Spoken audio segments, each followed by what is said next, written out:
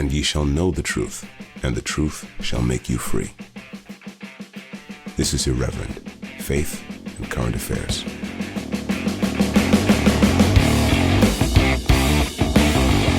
Welcome everybody to this very special edition of Irreverent, Faith and Current Affairs. And I am very pleased to say, in a first for Irreverent, that I am joined by a film producer, nonetheless, Robin Monotti Graziadei. Robin is one of the producers of a new and very interesting film called The Book of Vision. And I'm very pleased to be joined by him today. So Robin, thank you so much for coming on the show. Thank you so much for having me on. Oh, well, it's great. It's great to have you, Robin. Really, really great. And this is a very interesting thing to be doing. And I'm very pleased to be doing it. Now, I think the best thing we could do to begin with is to introduce this film, The Book of Vision. This is a film which is directed by Carlo Hinterman, starring Charles Dance, for all the Game of Thrones fans out there, and Lotte, Verbeek, a number of other very interesting actors. And it's got a very interesting plot with all sorts of themes which are relevant to many of the themes that we've spoken about on this podcast. I think particularly things to do with medicine and spirituality, human body, the stuff that's been happening over the last few years with COVID and everything. So for listeners and viewers, even if you've not seen this film, listen to this podcast, because I think you'll be very interested, and then I think you'll want to go out and find this film and watch it. But firstly, Robin, why don't you tell us, I think it'd be interesting to hear something about you, where you are in the world, and something about your background. And then maybe you could just introduce this film and tell us a little bit about it for us. Yeah, my background. I'm an architect by training. Mm-hmm. And in about 2017, I had the chance to come across this script, which I had read before in the past. But in about 2017, something really spoke to me about it. And I felt that I wanted to get involved in the production of this film. So we set up a production company and went ahead and jumped on board with other producers to try and make this script a reality. Which then happened over time, and then we showed it for the first time at the Venice Film Festival, and it's a long journey with lockdowns and all of that, but now it's been out in a few cinemas in the UK, and now it's out on the usual sort of platforms, Apple, Google, Amazon, and all that. So it's been quite a long journey, but it's been interesting because in some ways, the more time passed, the more the film became relevant, in the sense that the theme is really, you could say it's the doctor-patient relationship. It explores the philosophy of medicine. It tries to highlight that the way that medicine is practiced today is relatively new in many ways. It hasn't always been like this. There were other elements that were introduced in the doctor-patient relationship that now are not really there in many cases. And so it focuses on also the idea of the body, whether the body is separated from the human being as such, whether it's one unity, whether it's separated from the world, whether it should be separated from the world, a little bit like the way it happened during lockdowns, where instead there's a unity that should be celebrated. And it sort of channels all of this back to the 18th century, taking as a cue actually a real book, which copies of which, or maybe more than one book, of case studies of a doctor in Prussia at the time. We changed the name in the film, but the original doctor was called Johann Stork, and pen name was Uldericus Pelargus. And a book was called Clinical Observations in sort of Latin and German. So this book had so many case studies of this doctor's patients, in which both the doctor and the patient talked exactly the same language as a start. There wasn't a hierarchy. There wasn't, I have the knowledge of medicine, you don't. So you listen to me because I'm the doctor. It wasn't like that. There was a shared language of how how things operated in the world, including through the body, including through illness and healing. And at the same time, these case studies show that the doctor gave a lot of time to listening, really listening, and by default, through listening, creating a real relationship with these patients. So in that instance, the body was almost something that is there, but it wasn't really the focus of medical practice. And that's quite interesting, because for us now, there is one focus in medical practice, and that tends to be the body. Mm-hmm. So in going back to this time in the past, we find out that it's not a given the way that things are done now. And to sort of show that unity in the film, we've got characters that play both roles. They play the roles in the 18th century, but they also play roles in the contemporary time, all to do with medical issues. So, doctors and different views. And so we've got these different times that sort of coexist in the film, and sort of you start with the present, then you go back in the past and you explore. And the main character is going through a kind of time that I think a lot of us have gone through recently, which is reevaluating a lot of the things that we thought were the best way of doing things or seeing things. And I think a lot of us, or a lot of the people I talk to in the last maybe 3 years, have started questioning, well, what if we were to do things in a different way? What if the way that we did things have led us to a point where we need to actually change things? And the main character in the present is going through such a, let's call it a form of a crisis, but with crisis also comes discovery, and comes overcoming difficulty and becoming whole ultimately. And so this character is going through this form of crisis that we've all been through. And how she approaches it is she goes back to study this particular doctor and these particular case studies, which then open up a whole different world, which then help her to overcome and to come to certain approaches of how to be in the world in her own terms. I mean, it may sound very abstract, stage, but I think the themes are those in very, very short. It's a journey into it's a feature film, so it's not non-fiction. It's kind of fiction, but based on a real doctor, and it takes the viewer into a journey into the history of medicine, specifically in the 18th century, and then takes the viewer back into the present, showing that this character has integrated some of those aspects within her way of being in the world. Yeah. Thank you. I mean, that's a great explanation of many of the themes. I think that for me, one of the most fascinating aspects of it was this doctor, who I didn't realize that it was you changed the name. So in the film, he's called Johann Anmuth, but you said the real doctor is called Stork, did you say? Yeah, Johann Stork. Johann Stork. And I think that a lot of it focuses on his relationship with a noblewoman called Elizabeth von Auerbach, and the patient-doctor relationship he has with her as he takes her through, I think it's her first 2 pregnancies, isn't it? And I thought those sequences were very beautiful. When you see this dialogue between the two of them in this beautiful Prussian stately home, sort of reminded me a bit of Stanley Kubrick's film Barry Lyndon. The way it looks is extremely beautiful, which is relevant because there is something of beauty in the relationship between Anmuth and van Auerbach. There's a beauty in the patient-doctor relationship that is actually expressed in one moment through poetry.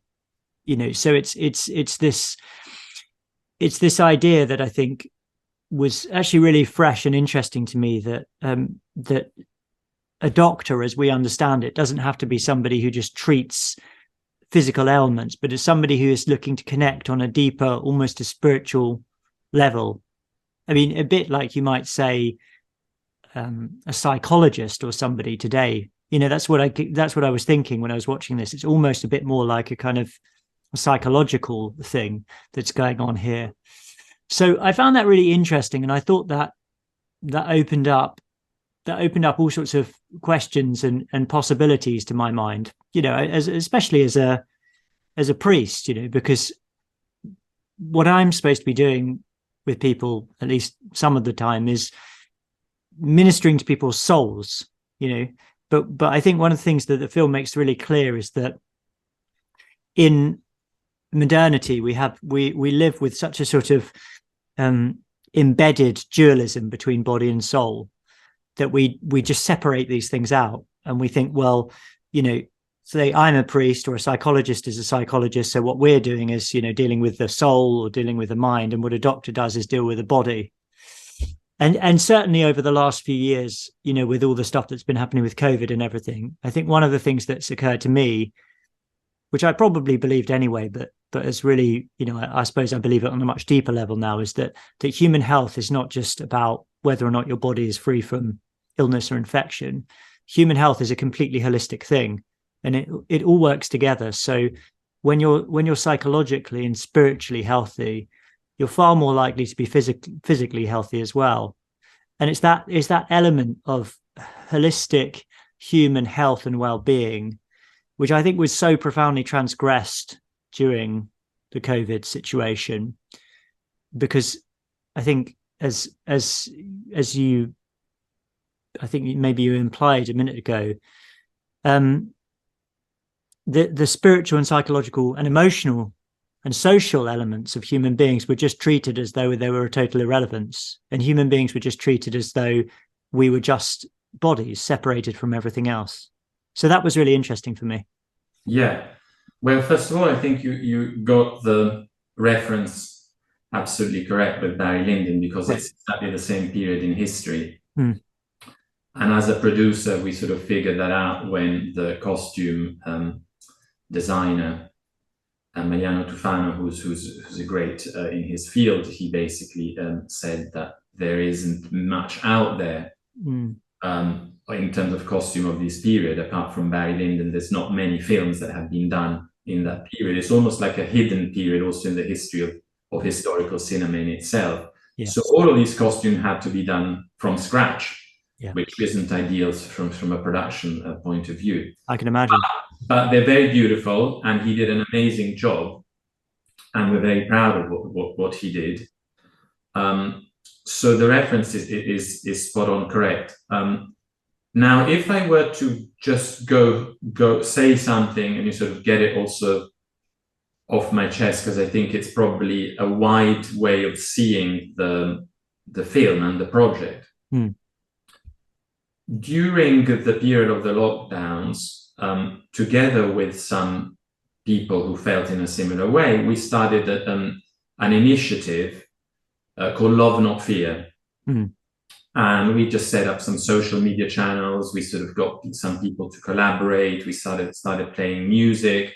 We ended up, one of them ended up becoming a kind of music type of channel, because we thought the role of music in healing in these situations where you can't really physically even see each other is very important. So we immediately juxtaposed this messaging of fear that we were conscious was being administered to us with another message of love. And I think the film ultimately, if I were to say my view of what it really is about, I think it's about love. But it's not necessarily about the romantic love that has been, in a way, portrayed in novels since the birth of the novel, or the romantic novel coming from sort of the troubadour storyteller that tells about this great romance of the knight and the damsel. It's not that kind of love, which also seems to have taken over modernity as one single form. It is a more universal one. It is one which sees everyone connected, which even in that situation of romantic love does not see that as an isolation, but sees everything as connected to everything else and to everyone else. And also through time, beyond one's own time and space, in the sense of we are connected to people who came before us. Yeah. We may not be able to describe exactly how we are still manifesting certain, however you want to call them, certain aspects of people who may have lived a long time ago that have been passed on. Yeah. Maybe not even in a conscious way. So this idea of love that goes across time and space, that goes beyond just two human beings, whether it's man or woman or not, that's another issue. But it goes beyond that kind of romantic love, and links also to medicine ultimately in this case, because that's the vehicle that we see it through. Partially because I guess there is a form of sense that, as you were saying before about this crisis in terms of, in a way, what became almost like a government dictated medicine, that takes it so far away from the one-to-one relationship, which then may be somehow linked to others, maybe somehow linked to government too, but it starts in a specific relationship where people really see each other and understand each other, the doctor and the patient. And that includes all the specificities, the fears, ultimately, that need to be addressed for healing. They need to be addressed with some form of love. So the doctor that relates to the patient by really listening, and as you said, that establishes a connection between souls to an extent, is putting this relationship on the sort of on the journey of love ultimately, and that requires care. That requires time. Yes. And once those elements are in, it is much easier to heal. Because if we look at it from the other way around, the least healing element, or the most disease-creating element that we have also by now proved through all sorts of studies, is actually fear and stress. Yeah. So they put animals in visual distance of a predator versus animals not in visual distance, and the one in visual distance has got substantially more ill than the one that wasn't, because stress depletes our well-being, which leads to illness. Yes. So fear, stress is actually what apart from other elements which are more to do with the body, which I wouldn't discount, like nutrition, like exercise, like being in nature, communing with others, social life, like all these elements. But if you live with that fear and that stress within you, you're more likely to ultimately succumb to illnesses in terms of just getting ill rather than necessarily dying, but things that you wouldn't necessarily succumb to if those elements were in place, if that love was actually present, if it wasn't in conflict with your neighbor, with the government, or with whoever.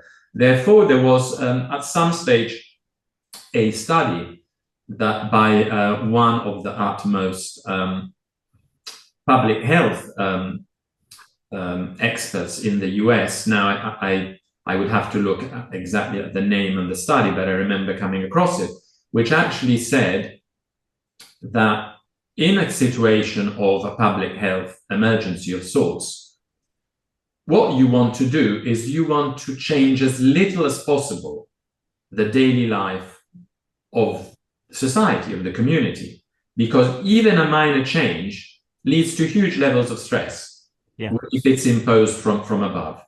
And so the understanding there was, and this has totally been ignored and actually contradicted recently, but it was to not change anything in a state of public health, because that particular threat that may or may not exist, let's say it exists, that particular threat would not get people to feel ill if they felt comfortable, if they felt not stressed out, if they felt that their daily routine isn't affected, isn't changed. So it wouldn't lead to that.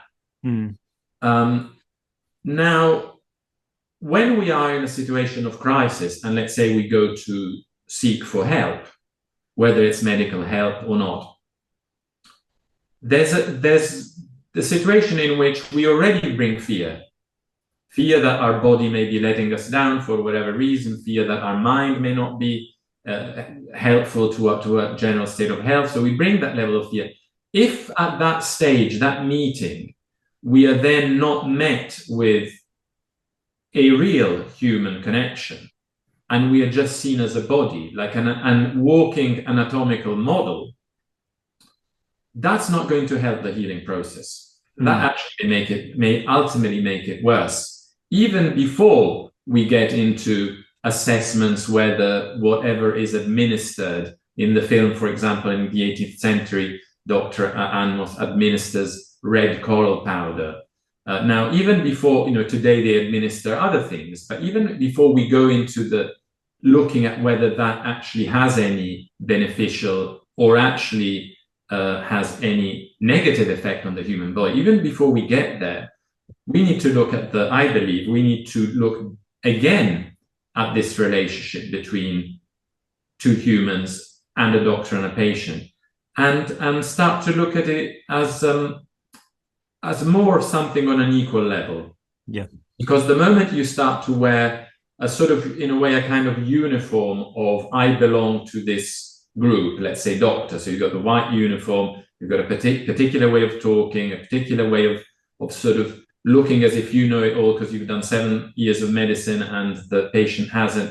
That's already a bit problematic. I think in a way it's much more healing to start at a very humble level, get to know each other, and then sort of give feedback, listen, and then give certain feedback, ask questions. But that requires time, and it's convenient to withdraw that time, objectify the relationship, and to then go towards looking at healing as a prepackaged product, inert product, whatever it may be. And to say, well, once you have another object, so, I am walking in, I am an object, you give me another object, that object will fix that object.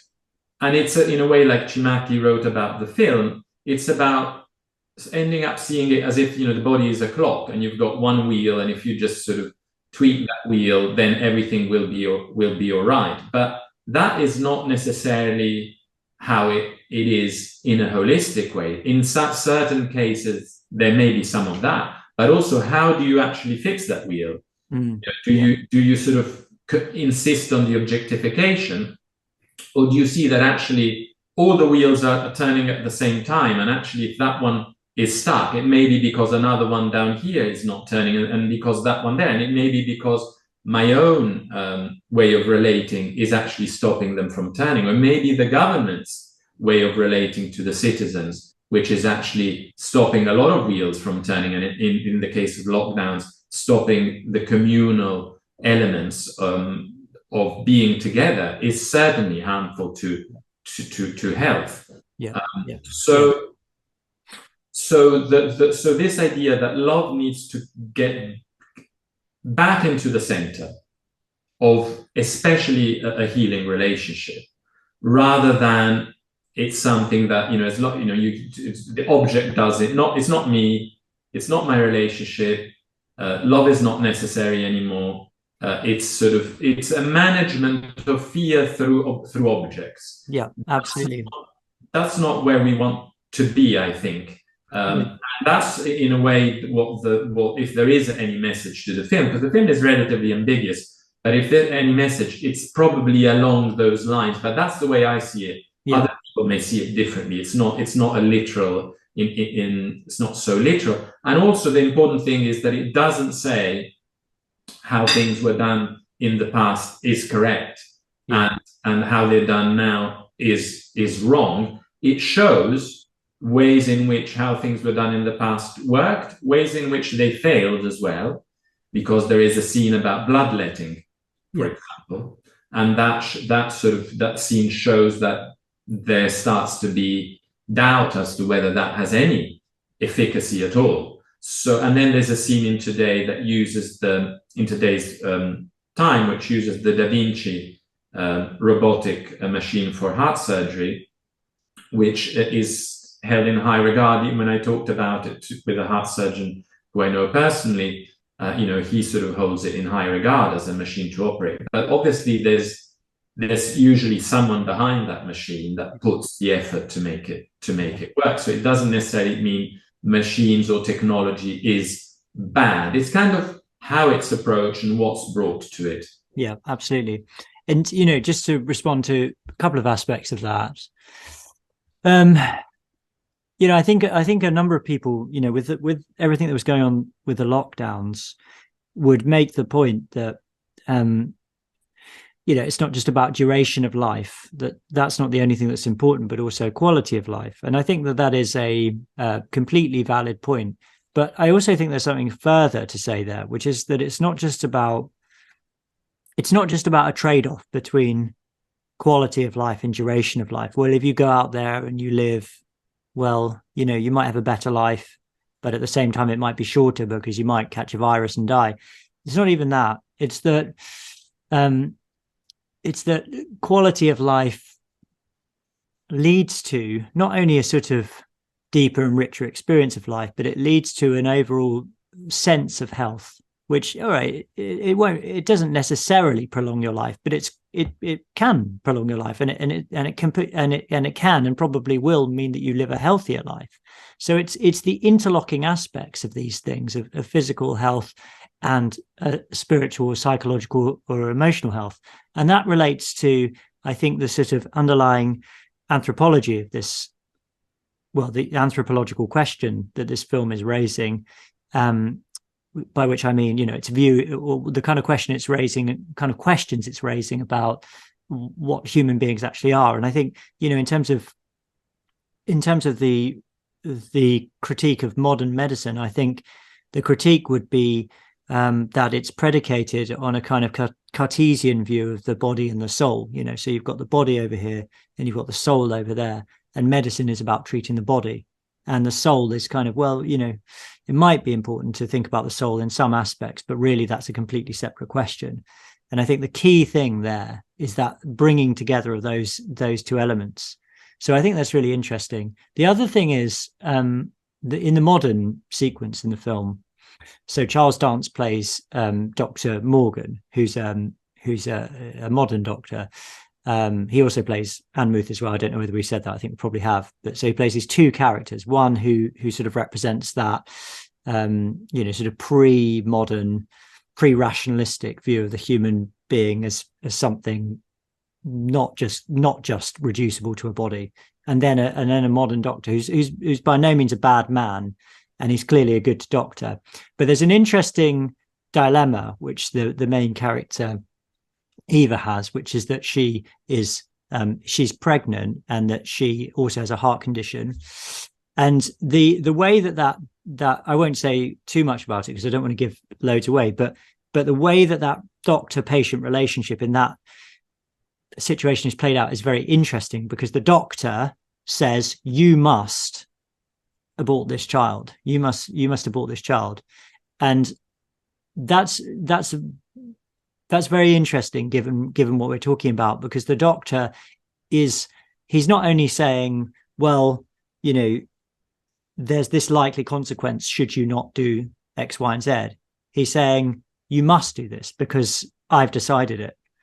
And that to me is very indicative of the kind of, well, I think what's been revealed over the last few years, governments, doctors, well, it's not just that we know what to do, it's that we actually know what's best for you, and we're going to tell you that. And I think that's really insightful. The other thing just is something I really wanted to ask you, is that this film was made, so it was made sort of when 2018, 2019, and it was being released in, or I can't quite get the timeline right. It was at Venice in 2021, was it? Or it was in it was actually, the shooting began in 2017. Right. Then it was launched at the Venice Film Festival. It was Venice in September 2020 was the first festival that actually became physical again. Right. After the period of festivals had all gone online. Yeah. So I was going to ask you about this because I was watching it thinking, this is almost a film that could have been made in response to what was happening with COVID, but it was actually made before, and then COVID kind of disrupted. So I didn't mean to interrupt you there, but I assume COVID disrupted its distribution. So it's a remarkable coincidence, isn't it? Yeah.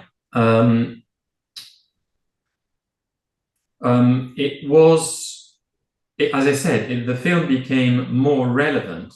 Yeah. And in a way, you could say that reality caught up with the art. The art was prepared before, and then reality caught up with it. So you could say that the film was a form of vision. Yeah.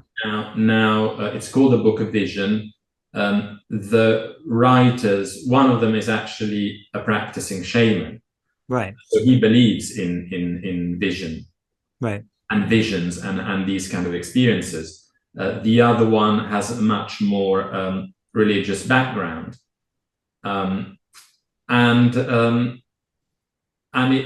people say there's a sort of prophetic element within the film itself, given that it was done before all of this. Yeah. And one advantage in which I hope that it will be able to reach out more people in the divisions that have been created over the last 3 years is actually that fact that it's not a direct response, and it doesn't sort of position itself directly with regards to that, because it was thought up before. So you can't sort of accuse it of being, it's just saying. Yeah. Ultimately, it's saying the same thing, because what happened has been set up through as a way of thinking. So, to try and put it in simple terms, a number of things were told to us in 2020, let's say 2020, over 21, and still today. A number of things were said by people in positions of power. A number of people went along with them, and a number of people became skeptical about what was being said and for what reason. So if we ask the question, why did some people go along? Well, and it's a question that's often asked. Why did some people believe what's being told to them by people in positions of power? And why do certain people become skeptical? What's the difference? And in a way, I think the film tries to address it, to say, well, if you have what I would call, to simplify, if you have a hyper-materialistic view of healing, then the narrative that has been told to us over the last 3 years makes a lot of sense. If instead you take a view that actually healing may occur on another plane altogether, as a start, then the rest may be beneficial or not. That's a separate issue. But as a start, healing takes place elsewhere. When people in position of power started saying certain recipes or certain guidelines for healing, and you don't notice that plane, you don't see it there, you don't see it being exercised. So you don't hear the love in that. You hear the fear. Yeah. You hear that the solutions are actually going to lead to more fear, and that is what you're focused on as an emotional being. You realize that there cannot possibly be healing there in your own worldview.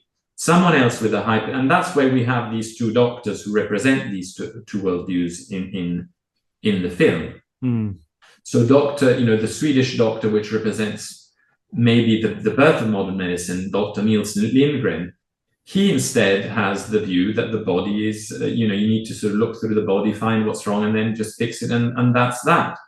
So those two doctors represent, in one case, Dr. Anmuth, who, if he had lived, let's say, he was brought through time and space into today's, let's say, last 3 years, he wouldn't believe anything that had been told by the authorities, because he wouldn't recognize that as healing. Yeah. Whereas Dr. Niels Lindgren may even end up believing it, because it fulfills his view. So I think as a society, as a cultural organism, let's say, of the West, I think we have been ushered towards this very materialistic view, and only a few areas have remained. And as you said, there's been a complete separation. So in some ways, when Felice Cimatti, the Italian philosopher, reviewed the film, he saw Dr. Anno as almost anti-literan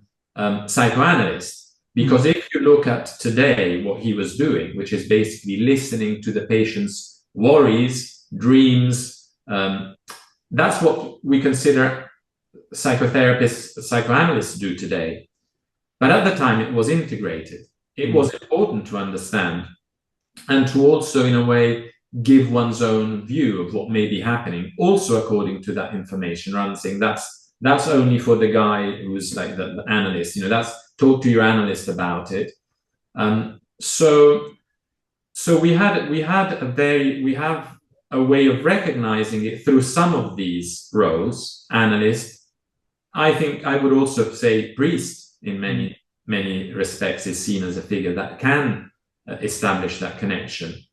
But we have totally removed other elements. And I think in terms of what actually moved, what maybe stirred me towards this film is, and the writer as well, is actually the awareness of medical experiences, whether personal or other people we are close to.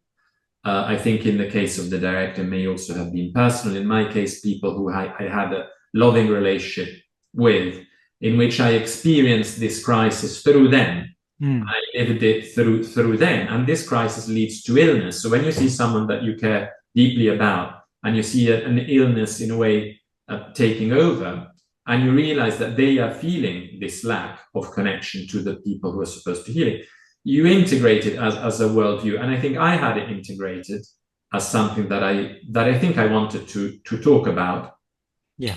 I think the director did as well. So we had observed this over, in my case, I would say, over 30 years. So I had this message in a way ready 30 years ago, but it only in 2017, possibly because it was all bubbling up without us even knowing, it came a situation where I felt I have to do this now. And I think everyone kind of felt like it. And I think it may or may not be a coincidence that this just happened in 2017. It was ready in 2019. And that's in 2020, that's when everything else played out on a much bigger sphere. And we sort of kept looking at a film. And, the thought was, what were we thinking to do this before what happened? How could anyone have found it relevant? And in a way, after it was, well, actually, everything that I wanted to say in an articulated way, in a sort of maybe dreamlike way that film can still do, in a soulful, maybe even semi-spiritual way that film can still do in society as a form of communication.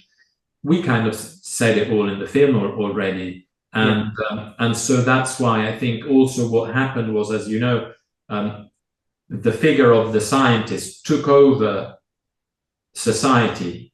And although I have a great respect, a lot of my friends operate in the scientific field, I have never agreed that becomes the dominant discourse, that becomes the dominant way to understand the world. I think it's just one of many. It's sort of a holistic. So I don't think it overrides personal experience, feelings, anecdotes, dreams. I don't think it overrides any of that. Yeah. And the film tries to express that as well. And so the hope here, by bringing this film and actually by having given this great opportunity by you and your kindness to have me on, is to try and also add certain elements to the societal dialogue that may not come from a specifically scientific approach of today, but may see science itself as how it evolved. Yeah, because science also hasn't always been as it is now, in the sense that the film shows, in this specific case of understanding how healing works, how there's different ways of seeing it.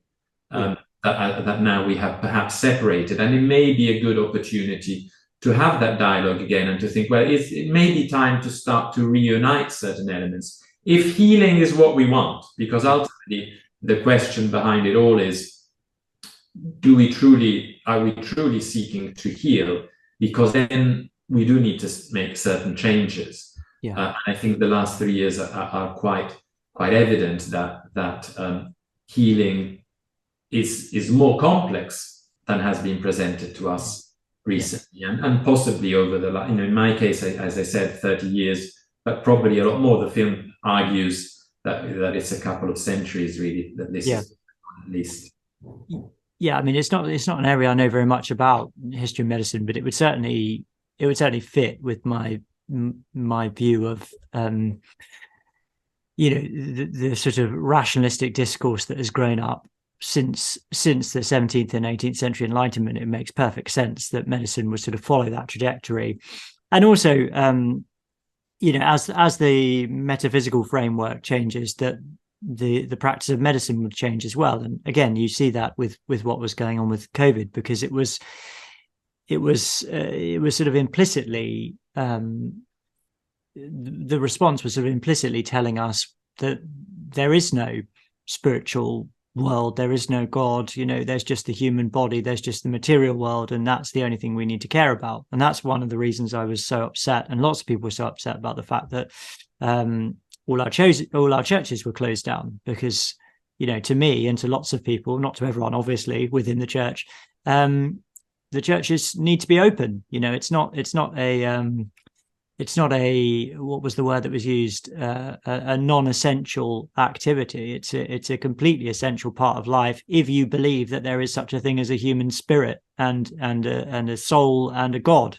It's completely essential. You can't if you relegate it to something which is non-essential, you're essentially implying, you are in essence implying, I should say, that there isn't a God, and that this whole thing is a waste of time. So that was a problem for me. One of the questions I wanted to ask you, Robin, which you kind of touched on there, is did the people working on the film see it like this as well? And I mean, you can tell me whatever is appropriate, but one of the things that's really interesting about this film is that its executive producer is Terrence Malick, who's a great director and a visionary and an artist himself. Because the impression I get from, I mean, I know this isn't really a Hollywood film as such, is it? It's I think, what is it, Belgian, Italian, and Italy, UK, and Belgium, yeah. So it's not really a sort of typical Hollywood film, but certainly the way that you'd get the sort of impression you get from Hollywood and Western films is that it's very much in the thrall of the kind of COVID narrative and everything. I mean, extremely so. So I'm just fascinated to hear you say that thing about people recognizing that this film was actually sort of saying something prophetically to the moment. Did people who were working on this film see it that way? Well, I think Terrence Malick has an incredible ability of holding at the same time big contrasts, right, inherent in existing in the world. So he certainly both saw what the film is trying to do, and also encouraged the director and writer Carlo to really listen to what he wanted to say from within, to tell the story that he wanted to tell at that time, not because it's fashionable, because it goes along, because it will please Hollywood, because in that sense, the film is totally anachronistic. Occasionally, to try and explain it to someone, I think, well, try and think if it could be a film that could have been done maybe in the 70s. The type of pace, the type of care with certain things, the lack of sort of aggressive tempo and kind of constant plot twists and all of that. It could have been done in the 70s.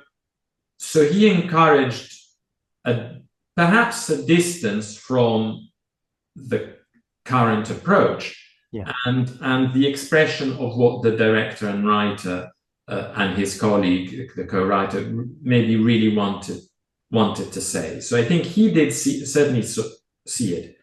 Other people, not necessarily at the time. But I think it's the type of film that has the capacity to change people over time.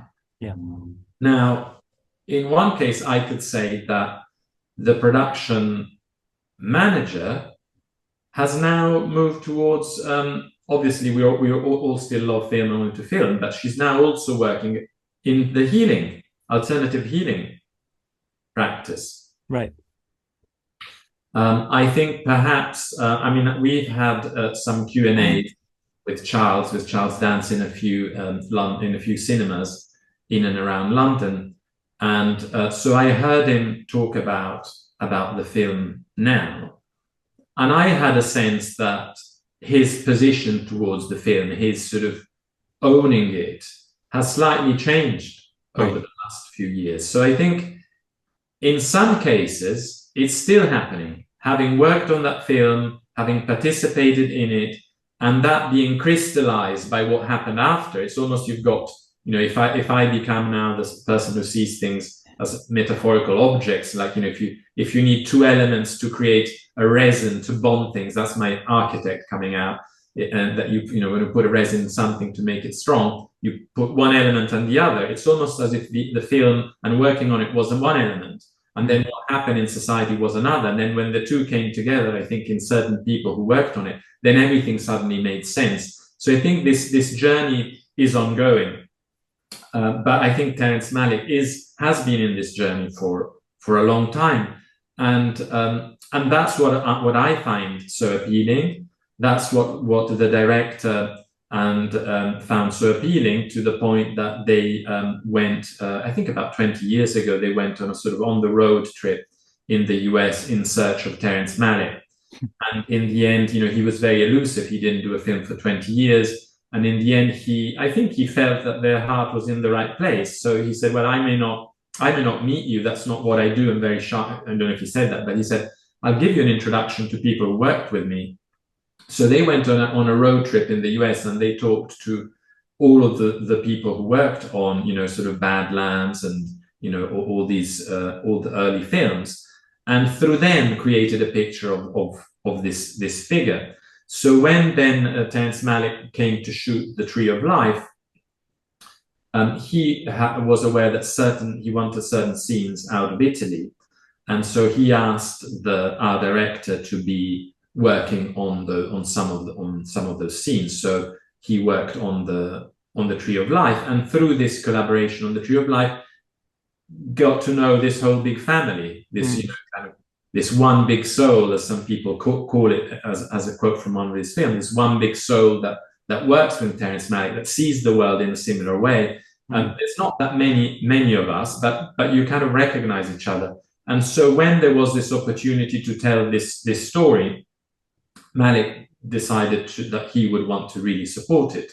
And the support extended from him to a lot of his collaborators. So our production design was done by David Crank, who worked on a lot of his films. Then our musical score was done by Hannah Townsend, who also worked on The Tree of Life. And there's probably more than Jörg Widmer, the director of photography, has worked on a lot of his films and in the New World, and he worked on The Tree of Life. And all of these, I don't know if you recall all of these shots that Terrence Malick does in his film, like, you know, let's say they're on the beach in the garden, the camera is moving around, there's a swing and the camera is moving. Those are all done by one man called Jörg Widmer. And he also came on board as a recommendation of Malick, and he also trusted the project because Terry presented it to him. So he came on board. So it was an opportunity for a collaboration with all of these people who came from Terry's world and then came to Carlo's world almost seamlessly. And then Terry was very involved also at the editing stage, at sort of making something become alive, and he watched it and the same time when they were shooting A Hidden Life. I don't know if you've seen A Hidden Life. Yeah, I've seen. I love that film. It's such a brilliant film. So when they were shooting A Hidden Life, the director of the Book of Vision was invited to go and see, like, one day on the shoot. So they went there and had a look. When The Tree of Life hasn't even been released, I was talking about it with the director of photography when we were shooting ours. So all of these things were floating around, including A Hidden Life, which took quite an important role in terms of discussing, thinking about it, and also in the mind and soul of the director of photography, who was German, because it's a story about Germany in during the war in the 40s, and so all of this world, even if not directly to do with the doctor-patient relationship, was permeating everything. So it was a very holistic place to be in, but not everyone would necessarily see it at the time. For some people, and I'm sure there's some people there today still, who would just probably say it's a weird film. Because if you are not ready to absorb some of those elements, it's just weird. Weird meaning it's not in line with your predominant presentation of the world, as you say, through Hollywood, through the mainstream, through corporate. And actually, there seems to be, and you touched upon that, there seems to be an effort almost to be diametrically opposed to what we're saying in the film. Yeah. So in the sense that you mentioned about closing the churches,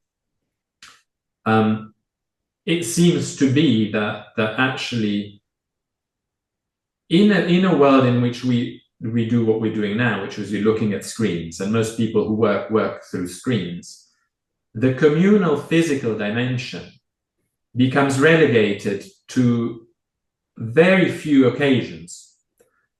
And, for some people, it may be football matches, but for other people, it may be going to church. And for others, it's going to other types of meetings. So to take away any of those, or even all of those, and then on top of that, to start to claim that singing is church singing is sort of spreading a disease rather than healing, because it's deeply healing. I am sort of very partial in the sense I have a very soft spot for religious singing, and I find it extremely healing, probably one of the most healing experiences in the world that I have, especially in the communal setting in a religious space.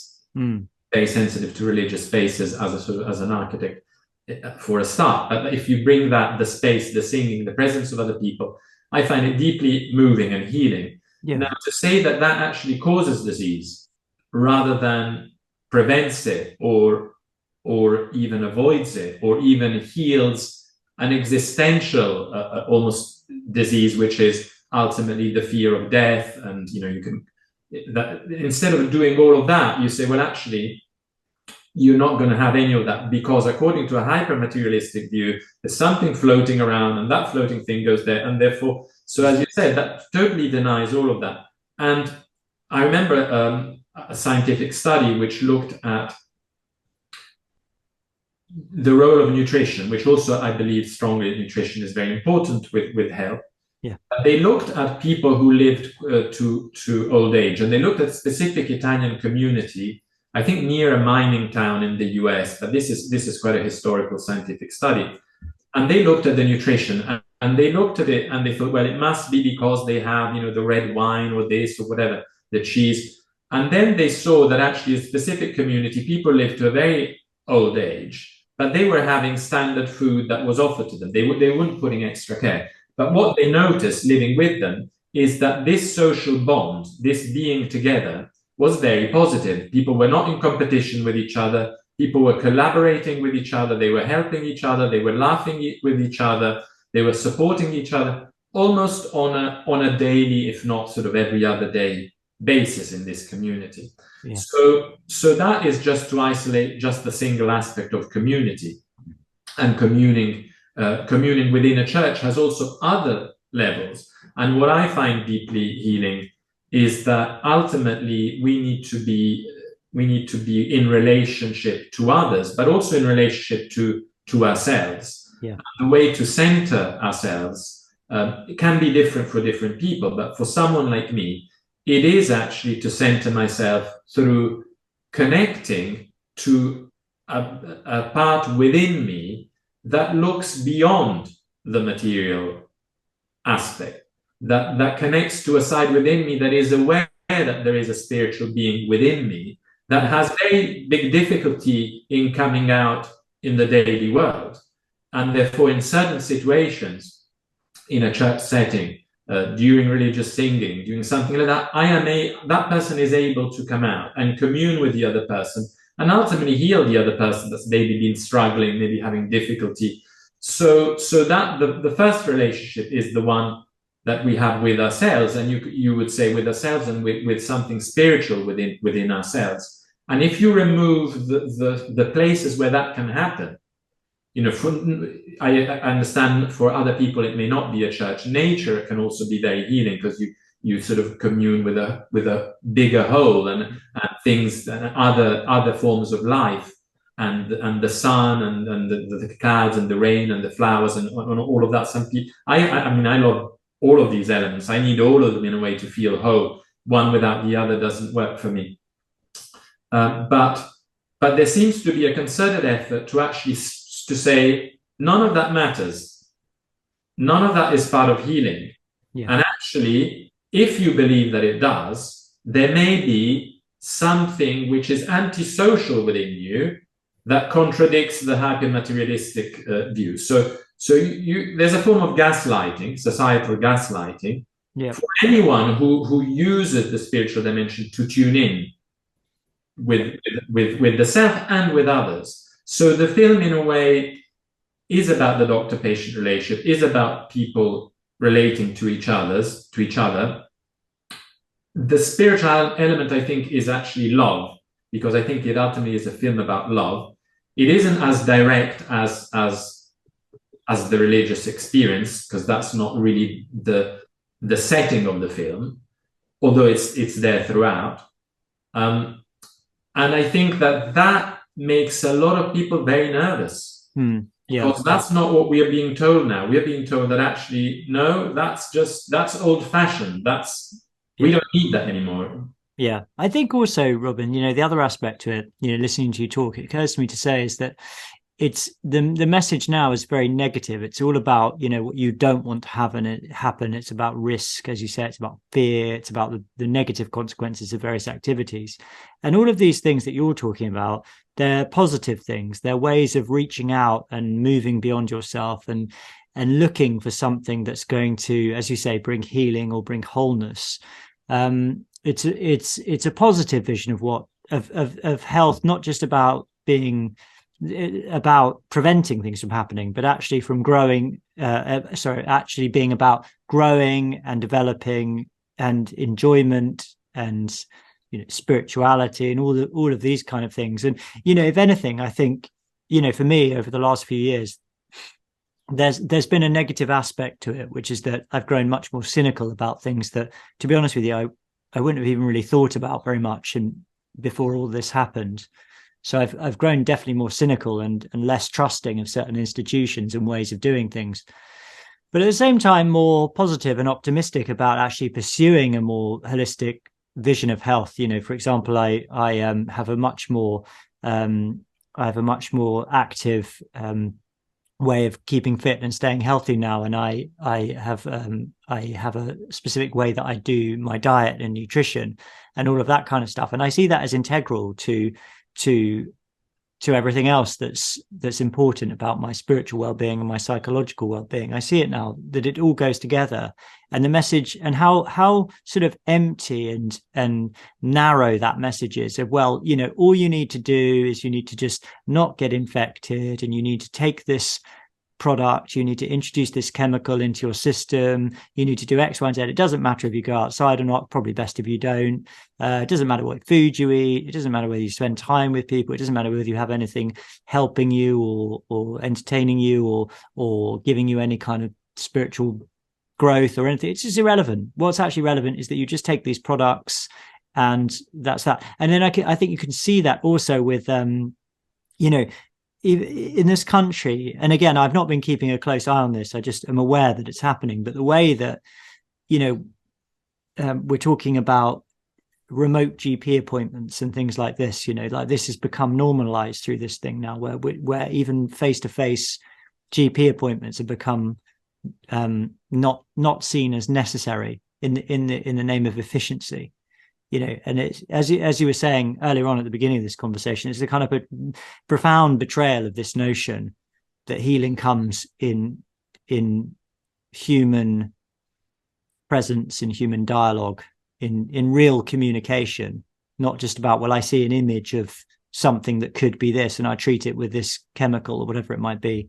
So I think that's a sad thing, but there's a sense in which you look at it and you look at the political situation and you look at the way things are and you think, well, it's almost sort of feels like an inevitability that this is the way. And there can be people, you know, there can be things, you know, there can be art which wake people up to the reality that this is not good. But then at a kind of societal level, there sort of feels like an inevitability about it. So there's that as well. Robin, we're coming up to time now, so I'll give you the last word. So happy for you to respond to anything I've just said, but also, you know, just do say anything now to the listening audience, you know, just as a parting word as well. So over to you. Yeah, well, what I was thinking about when you were talking were two things. One of them is that one word for what you were describing is gratitude. So rather than I am already sort of hedging myself for the possibility of maybe getting ill, the other approach is, well, I'm grateful that at the moment I'm in health. I'm grateful that I'm alive. I'm grateful that I can meet other people, that I can communicate to other people. I'm grateful to exist in this way. And ultimately, if there is a challenge to live to this way of being and living with gratitude, then we need to defend, I think, this way of being from an assault which is driven by fear that tries to actually make you forget, because that's the thing. First thing you forget once you're consumed by fear, the first thing you forget is actually how grateful you can be for just merely being alive and overall enjoying the journey, even if it comes with suffering. Yeah. Not even if it comes with disease. I mean, the notion that disease should be avoided at all costs. In certain cases, disease is a particular journey for the body to build immunity at a particular age so that if it comes along much later, you're already prepared. So it's not always a negative thing. So this sort of avoidance of dealing with the finitude of life, with mortality, avoidance of suffering, I think, why? You know, face it head on if there's suffering. Yeah. Go through the suffering. You'll be a better person on the other side. And the avoidance of it all comes together. And ultimately, it's about knowing that even through these difficult situations, you can always turn towards gratitude and see the positive. The other aspect, which is a little bit more practical, is that what you were talking about is, and I've heard it actually from another interviewer on the same subject. So it's very interesting for me because I'm seeing a pattern and I'm seeing a positive thing that happened in the last few years, is that, and I'm one of those people too, that a lot of us have taken responsibility for our own health. Whereas before we would outsource it, like we would outsource anything else. If something goes wrong, you go to that person, they give you that. And if you do that, then, you know, that's kind of almost a Pavlovian reaction, illness, that, whatever. Now, instead, we are removing that outsourcing, bringing it back into our own responsibility and sovereignty, and actually putting care into it. So putting care into how we exercise, what we eat, how the food is prepared, what are the ingredients, because there may be a food with one particular word, but if the ingredients are these or those, it may make you feel totally different. So how do you know the origin of certain ingredients? This it's a kind of form of self-care that a lot of us are developing, because I'm still developing too. I haven't really arrived there yet, but have started developing much more in the last few years. And that is ultimately about relationship with ourselves, which is fulfilling us in a way that the outsourcing on all levels, and that came with the whole idea of sort of globalization. Everything is outsourced to another. They'll make that there, they'll make that there, but you kind of lose culture. You lose the care. You lose the understanding of how things are made. And once you bring it back, you actually integrate that degree of care within your relationship to yourself, and that is healing in and of itself. And in a way, if you could say that about food, we had in Italy a movement called slow food as opposed to fast food. The Book of Vision, I think it is a form of slow cinema. It's not the fast sort of, you sit down and you kind of go, hold on to your seat, and then after 1.5 hours you get up and go, whoa, what happened? That was amazing. It sort of eases into you slowly. It brings you also to an unconscious place of dreams.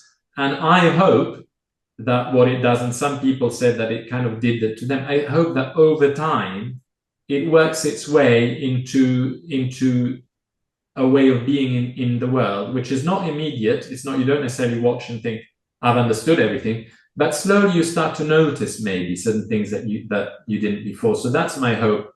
For this film and for cinema. And I'm hoping also, I'm really looking forward to Terrence Malick's next film, he's been working on it for a while, and I think has been keeping my belief in cinema as let's say as a spiritual art form alive.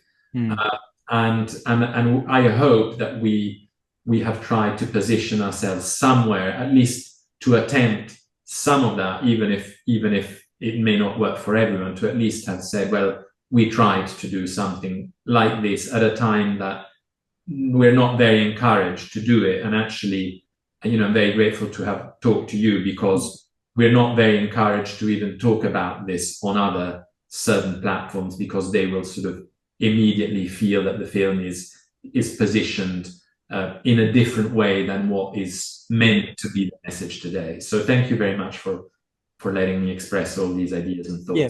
Well, thank you so much for being with us. And, just to respond just ever so briefly to that, to watch a film like this, when you consider the standard fare that's coming out of Hollywood nowadays, this is a real breath of fresh air. I mean, not that I really sort of keep up. I've just sort of given up with keeping up with what comes, most of the stuff that comes out of Hollywood nowadays, because it's just so derivative and repetitive and boring and mechanical. And really, it's really changed even since I was a teenager, when I used to watch loads of films when I was a teenager and be very into film as an art form. But even back then, there were still good films that were being made that were coming from Hollywood. And nowadays, I think it's very, very rare and it's very, very boring. So to watch this film, as I say, was a real breath of fresh air, and it's really interesting. And, I loved the themes that came across. And as I say, I think there's a real beauty in those 18th century sequences, real beauty. And the music, which I didn't mention earlier, but which you did, I think the musical score is lovely as well. And then the contrast between that 18th century Prussian landscape and this sort of hyper modern, almost sort of university and hospital setting, which is almost like a kind of sort of reminded me of a sort of computer game or science fiction almost. I think that contrast is really, really great as well from a visual perspective. So I think there's so much in this film which is so interesting, and I do encourage people to go and watch it. And you can look it up it's on Amazon Prime, and where else is it available? Amazon Prime, Apple TV, Google, and Rakuten. Yeah, there you go. So go and look it up, everyone. The Book of Vision, Carlo Hinterman. It's a great film. Robin, grazie mille for coming on Irreverent, and I wish you all the best with this film and any future projects you've got coming up. Thank you so much. Okay, bye for now. Bye. Thank you.